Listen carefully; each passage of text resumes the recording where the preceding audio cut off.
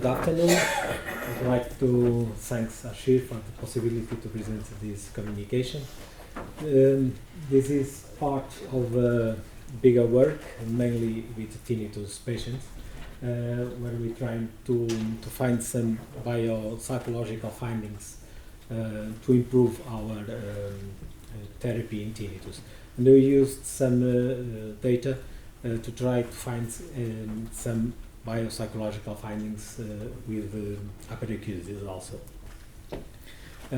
Why we are here? Because human ear and the auditory system is quite complicated. It's important to listening, recognizing, locating sounds, but also is related with the emotions, the attention, learning, and so on. And it's difficult to realize if the problem is a physical problem, is more emotional problem, or whatever. So there are many problems that we can discuss, but one problem that we realized at last in Portugal is that hyperacusis is not well diagnosed and is underdiagnosed. Especially ENT doctors are not aware of the problem, and they do not value the problem to have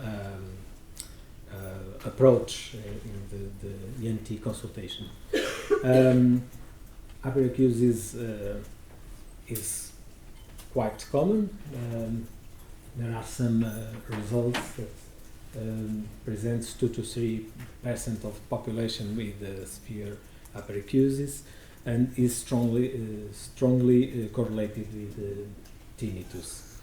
There are also strong relation with somatic problems and psychological and emotional problems, and mainly with anxiety. Already discussed that. However, anxiety is important.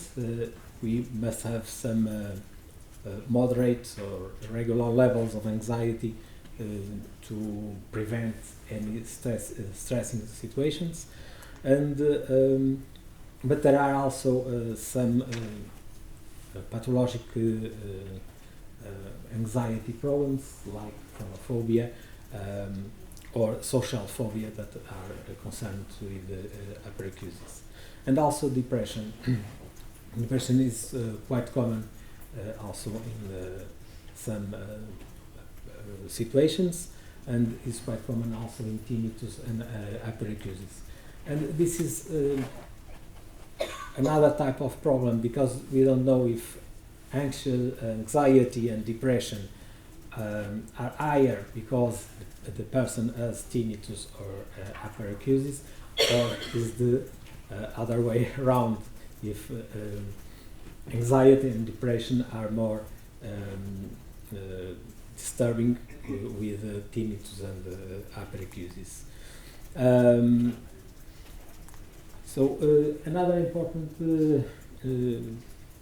problem is the use of coping strategies. We know that coping strategies are important to deal with the problems that people is facing, and is important to have good coping strategies to deal with that specific problem. And one of the effective coping strategies that it seems to be important in this kind of situations is social support. And we realize that people with more effective and with more satisfaction with social support usually is more resilient to other problems. Concerning the study, study was made in the ENT department of Army Hospital in Porto. We started with 339 individuals. However, we excluded many of them, because we excluded people with systemic problems, diabetes, kidney problems, people with emotional or psychological problems. So we had 58 tinnitus patients, and from them we have 40 with hyperacusis. The sample is with 55% of males, with an average age of 57 years, and only 25 dBs hearing loss, because we excluded old people with hearing loss over 40 dBs. The uncomfort level is 96 decibels. Will be we were little astonished, because we were we thought that we will have smaller value. The material we used is CAFA's Hyperacusis questionnaire, Tinnitus handicap inventory, brief scope questionnaire, social support satisfaction scale, and the hospital anxiety and depression scale in the Portuguese versions. This is the results for the Hyperacusis questionnaire. The main result is that emotional scale is more compromised. However, we can realize that if we notice that the average average of items are less than 1.5, that is half of the value, so the cutoff is not is less than the cutoff, the value we obtained. However, we have an inconsistency in the results, because when we compare the results of the total hyperacusis scale and the results we made with the visual analog scale, there are quite different, because in the total hyperacusis scale is quite low than the half of the results of the scale, but to the VAS scale it was more than 5, that is the half of the scale. Perhaps the people will valorize more the physical and sound problem that the questions that are in the questionnaire.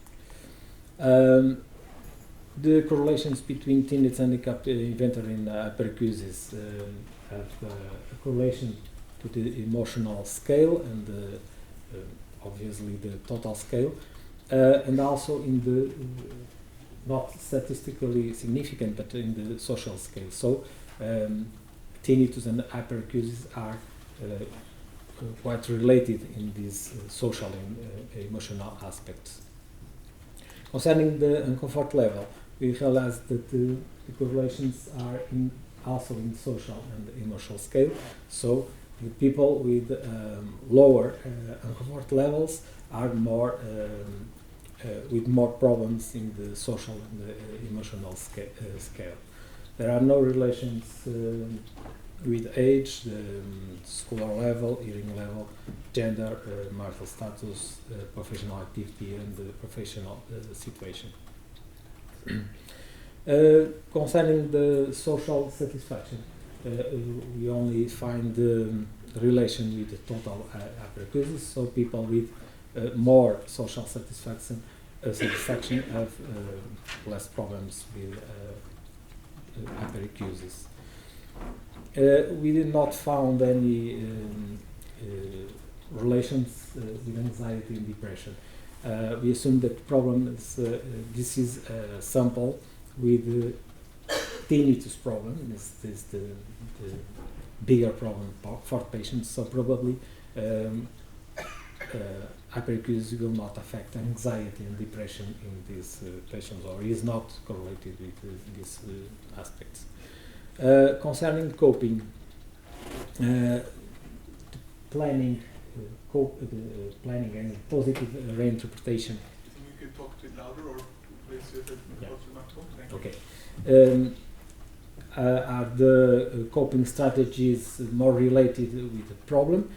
So we realize that if person planning their activities or reinterpret positively the problem, will deal better with the problem, and same with the social scale of the Hyperacusis questionnaire. This here we have the active coping, so people that will try to manage better with the problem. For the attention is also positive reinterpretation and also acceptance. So the people will accept better the problem, will have less problems with attention. So in conclusion, we realized that we had a small value in the Hyperacusis questionnaire, but the main problem is emotional scales, so psychological approach should be the best effective. And comfort level values are more related with social and emotional complaints, and concerning coping, the planning and the positive reinterpretation are probably the most effective to deal with the problem. And concerning an active coping, is important to find more efficient therapies. We think that we need to work coping strategies more effective with this particular problem, and we reassure the importance of the social support. So we think that if the person have a relative, a familiar that can help him with this problem, probably will be deal better with it. No gender or no age differences, no anxiety differences, probably because we have a sample with people over 55 years old, and mainly because tinnitus is the main problem of this sample. We proposed another work trying to find the behavioral cognitive therapy more effective and more directed to these patients, and also the use of a small manual with the information and strategies. We use a small manual to the tinnitus patients and with efficacy.